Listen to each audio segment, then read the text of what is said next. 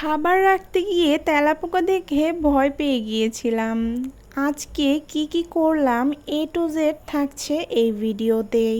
মাসের শুরুতেই কি কি বাজার করে নিয়ে আসা হয়েছে সেগুলো থাকছে এই ভিডিওতে। তোমরা যারা আমার ভিডিওটি দেখতে পছন্দ করো তারা কিন্তু ভিডিওটি স্কিপ না করে দেখতে পারো।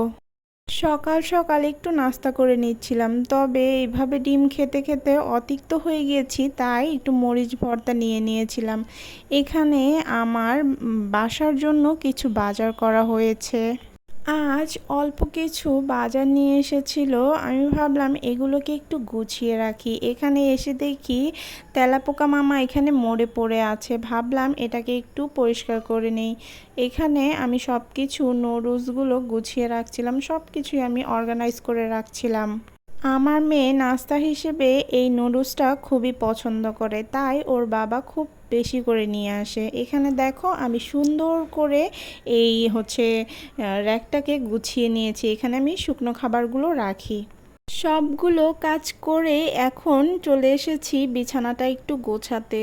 বিছানার চাদরটা উঠিয়ে ফেললাম, যেহেতু 2টা সপ্তাহ হয়ে গিয়েছে আমার বিছানার চাদর খুব একটা ময়লা হয় না, তারপরও আমি উঠিয়ে ফেলি, কারণ বেশি দিন হয়ে গেলে আর ভালো লাগে না, তাই উঠিয়ে নিয়েছি। এখন দেখো কতটা সুন্দর লাগছে, তাই না? সবাই এমন একটা গোছানো রুম খুব দেখতে পছন্দ করে। এখানে আমি পাপোশটাও দিয়ে নিয়েছি। এখন দেখো আমরা কিন্তু মেন কাজে চলে এসেছি। এটা আমাদের সারা জীবন করতেই হবে, থালা বাসন মাজতেই হবে, যতই পড়াশোনা করো না কেন। এখানে আমি আমার মেয়ের কাপড়গুলো ভাঁজ করে নিয়েছি, এখন গুছিয়ে নেব। এখানে দেখো আমার রান্না কিন্তু কমপ্লিট প্রায়। খেতে কিন্তু অনেক মজা হয়েছে। ভিডিওটি ভালো লাগলে ফলো সাবস্ক্রাইব করতে ভুলবে না। দেখা হবে নেক্সট ভিডিও।